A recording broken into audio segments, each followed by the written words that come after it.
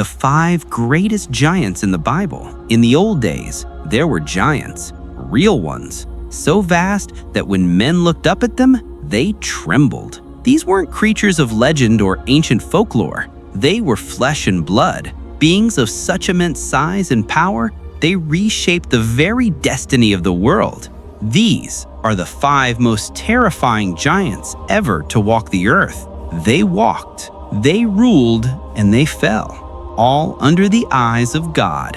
At number 5 is the Nephilim, the originals. Genesis chapter 6 tells us they were the offspring of the sons of God with the daughters of men. The word Nephilim itself means the fallen ones.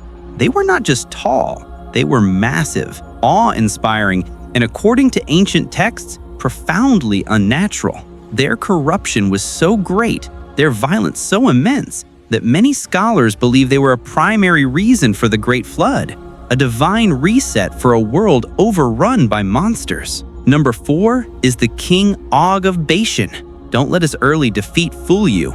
This was a king among giants. His name alone sent armies running. Deuteronomy gives us a chilling piece of evidence. It says his bed was made of iron, over 13 feet long. Now imagine the giant who slept in it.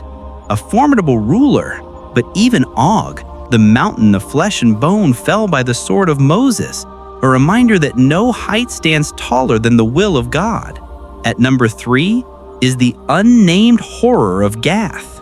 We know Goliath, but guess what? There was another warrior from Gath who was perhaps more terrifying. 2 Samuel describes a giant with a full 6 fingers on each hand and 6 toes on each foot, 24 digits in total. In an age of hand-to-hand combat, this wasn't a deformity, it was a deadly advantage. Imagine being gripped by a hand with an extra finger of strength.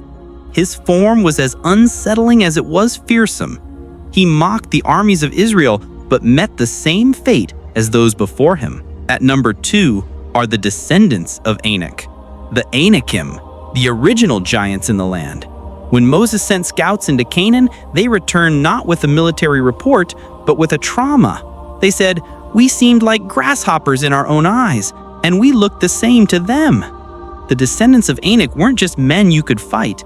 They were a force of nature that shattered human courage. Their shadow blotted the sun. Their steps shook the ground. And at number 1, Goliath of Gath, the most famous for a reason. Standing nearly 10 feet tall, clad in over 125 pounds of bronze armor, he was the ultimate weapon. For 40 days, he defied the armies of the living God.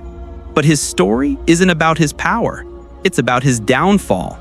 He fell to a single stone, hurled by a young shepherd boy named David. He represents the ultimate truth that no giant is too big for God to overcome. These were not myths. They were the giants of old, reminders that power without humility leads only to destruction. If you still believe that God can use the small to bring down the mighty, type "Faith Conquers Giants" in the comments below.